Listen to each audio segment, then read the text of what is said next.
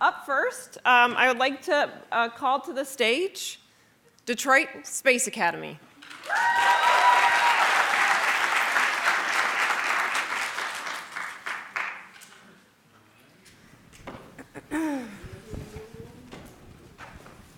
Thank you all for joining us this evening. I hope you're ready for our presentation.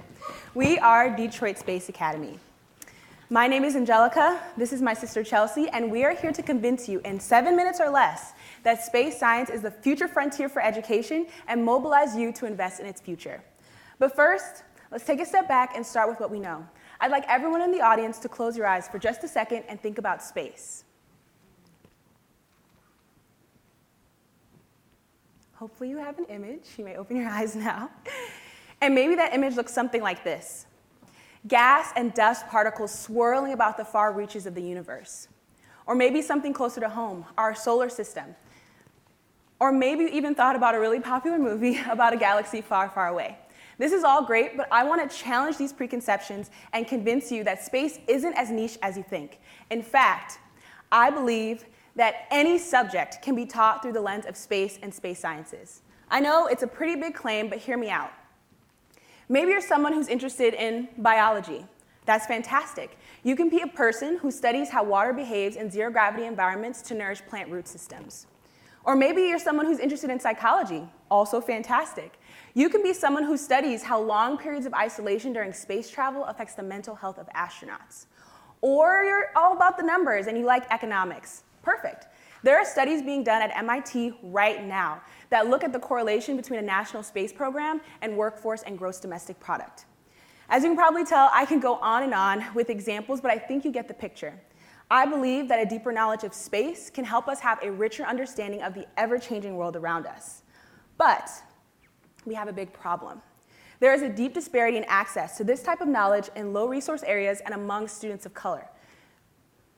We looked at the industry, and here are the numbers that we found. If you just take a look at each one, you can see that they point to a big problem of access. And so we set out to learn more. We interviewed over 40 individuals from 10 stakeholder groups to learn more about the education ecosystem. We found that students who were interested in space science really had a hard time finding opportunities to really pursue their passions. Parents who were also interested in space also had a hard time finding ways to support their kids if they themselves did not have a STEM or aerospace background. We saw these issues as two sides of the same problem, and this is what informed our personal problem statement. We want to increase parent engagement and low-cost access to space science education. Our product is twofold. We create curated space science kits for parents, students, educators, space enthusiasts alike. And we create an online learning dashboard so that students who are interested in space can have a way to pursue their passions and learn about what the industry has to offer. Our curated space science kits include a space science activity with detailed instructions for both the parent and the student, as well as student role cards to facilitate large groups and groups with varying abilities. We're also sure to include supporting documentation that links back to the next generation science standards. Our interactive resource dashboard allows a student to specifically tailor their dashboard experience, pin the things that are of interest to them, and it allows parents to have a passive access view of this dashboard, and it also allows them to receive recommendations for events that are happening in the area so that they can have an active role in supporting their child's pursuit of knowledge. So we formed our product, but we wanted to put our hypothesis to the test. We completed 2 product pilots to test the feasibility of our solution. The first was with the National Society of Black Engineers in our Melanin in Space workshop. This was the first time we had our product in front of anybody, and we definitely learned a lot. All of the feedback that we received helped to inform the second iteration of our pilot. The second was with Explorers Homeschool in our Journey to the Moon experiment. This pilot was a great success. We had really high engagement from both the students and the teachers and the parents that attended this session. And in fact, they loved it so much that they purchased one for their classroom. Yes, they purchased one for their classroom. So this is a quote from one of the students that's actually in Homeschoolers, and we'll read the quote for you. I have always been really interested in space. I want to learn more about this industry, but I just don't know where to look. Can you tell me how to get there? This quote shows us that the problem area that we're addressing is concrete, real, and applies to students that are in high school right now. So So our next step was to really see if we could turn Detroit Space Academy into a sustainable business. The numbers we found might surprise you. We found that the total market size for STEM educational toys and kits is $6.2 billion and growing. We also saw that there are about 10.1 million potential users in the space. And based off of a survey that we did with the Homeschoolers Association, we found that parents are willing to pay about $25. That means that if we capture just 1% of this user base, we have $1 million business on our hands. I hope you're excited and I hope you're fired up because we've got a lot more in store for you. We envision a future where space science is accessible by all. There are many companies on the market that make STEM science kits. There are many that create learning dashboards, but we are the only one that combine those two aspects in a way that is focused on space science and is low cost and accessible to all. We believe that Detroit Space Academy is coming onto the market at the perfect time and even more so with the perfect team. Our combination of knowledge in the space industry, operational finance, and web user design allows us to create products that are high quality and craft a brand that parents and students can come to rely on.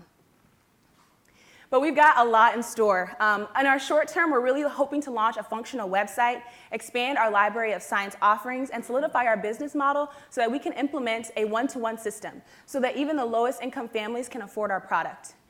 And our big goals are to create a brick and mortar space camp in the city of Detroit that is accessible to students all across the Midwest and eventually all around the globe. So we're reaching for the stars. So I hope that you're convinced, I hope that you're mobilized and ready to join with us because together we can change the future face of space. Thank you.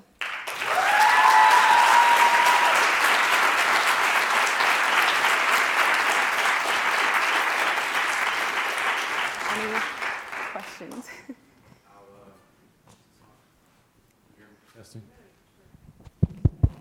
Testing. Hashtag dope presentation. So Thank you. Thank you. I like the reaching for the stars too. That's a nice touch. So talk to me a little bit more about the pilots. And did you sold one, right, to the homeschool? Yes. And how much was that? So you've got revenue. So talk to me a little bit more about that. Sure. And so, yeah, we did 2 pilots. The first, maybe Chelsea, you can talk a little bit about the one we did with Nesby. Yeah, the first one, it was sort of more of a tester. So it wasn't a paid pilot, but it was something that we did through the National Society of Black Engineers, where we worked with younger students. They're about middle school to high school age, and we're able to do a project with them, and we learned a lot in that experience, basically about what different age groups are interested in the realm of completing a project, what holds their attention, and what kind of offerings different age groups are looking for. So we kind of learned a bit that the younger students are more distractible and they're more interested in working with their hands and they just have a lot of energy. So, but they also were really interested in talking about what they knew. So that was another interesting thing that we learned. Yeah, so, it helped us. Sorry. Yeah, go ahead. Yeah. But helped us inform our product. So we pivoted to a higher age range, and so that's how we got to the homeschool. We were able to sell a kit to them for about $35. So that's our revenue. And we learned from that first pilot, as Chelsea mentioned, we had younger students and we found that a workshop kind of style really worked better for them to kind of, we had to be with them as we were going through the experiment. Yes. But as we pivoted to the high schools, we saw that was really our customer base because we saw as soon as we gave the instructions, the high school students really broke off and were able to work independently. Another big plus of going to a homeschool is that we got a little bit of variability in terms of the different skills that students have. And so, we had teams that had high school students in them, but we also had some that had middle school students in them. Homeschools are a little bit different than a conventional classroom, and so that helped to inform our product. And, we talked about including roll cards.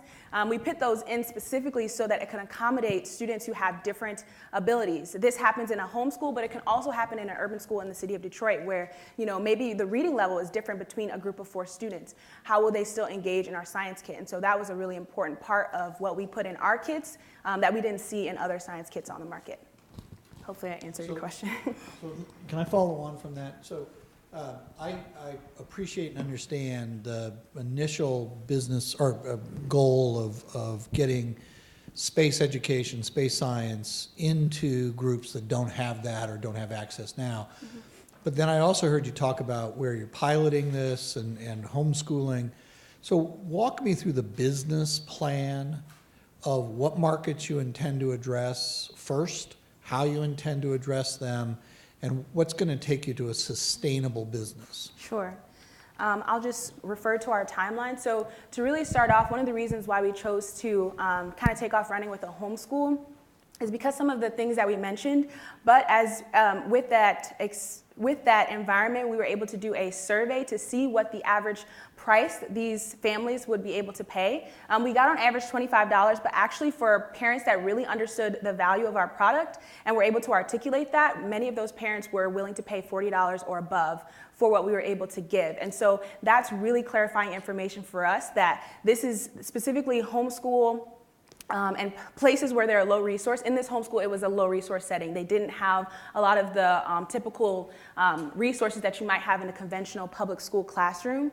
But the parents that are there are highly engaged in their child's education. And that's a big reason why we decided to go there. It actually was not on our radar at all. Both of us, we have no experience with homeschoolers or that entire system. We're both products of public school. And so I think that one product of being a part of Innovation in Action allowed us to kind of think outside of the box. We wouldn't have been able to go to homeschoolers and see that was really a place where our product could take off. And that's also a community that is actually looking for high quality science kits. Though there are many on the market, this is a specific area of parents who really care a lot about what goes into it. So having more tailored content is really important for them. Question about the actual content. Can you give me an example of either one of the specific activities during the pilots? What were the students doing, and maybe you can touch a little bit what your plans are around the specific first offerings. Sure. Does that make sense? Yes. So I'm glad you asked that question. The pilot that we did with the Homeschoolers Association was called Journey to the Moon, and we had very low the things that we put into our box that we gave them were not, super fancy things that we had to order special or make ourselves. But really the secret sauce of our kits is the curriculum that we bake into it, from my mind, from Chelsea's mind, from Greg's mind. And so an example, we did the Journey to the Moon experiment where we literally had tape on the wall, fishing line attached, we set up a straw, and we said, this is your flight line. You have a balloon that you need to blow up, you've got a payload, a little cup and some paper clips, and you need to figure out how much weight can you take to the moon. You don't want to shoot over it, you don't want to go into the sun, but you want to get right to the moon. How much weight can you take? How much weight can you take to get there? And we need you to design a system and be able to explain it to the rest of the class, your successes and your challenges. And so that's the complete gist of what we did in the homeschool classroom, and we found that it worked really well. It actually achieved a lot of the goals that we had, where we wanted to immerse students in an experience where they started to feel like they were actually the engineers and scientists that were actually taking something to the moon. We had students who started, pretending to be, breaker, like flight line clear, counting down together. And that we saw a lot of collaboration as well in the teams. We saw specifically students working together that may not have normally worked together. We really tried to mix up the groups, and we saw a lot of collaboration. We saw a lot of design thinking. If something didn't work very well, they worked together to kind of redesign, like maybe we shouldn't put the cup on top, or maybe we shouldn't dump all our paper clips inside. And so those are really, really key things that I was observant to see in that pilot, because to be honest, it's very close to what I do in my own engineering curriculum, right? You fail, you mess it up, and then you're trying to fix it again. And so that's what we wanted to achieve with that pilot. And so we want to expand that offering so we don't just have one kit, but we are able to offer many that are able to span the Michigan science standards. And that's what we want to design based off of. So I'd like to ask a question about your market and identification of the market, because the market slide you had was really big, so we know that people are interested, that you've got a potential market. But if you want to build a place in Detroit, it seems like it'd be really good to hone in on some market numbers for this Wayne County maybe, or southeastern Michigan, and kind of narrow in there and start with a more targeted market before you blow it up. Mm-hmm. Did you guys look into that at all?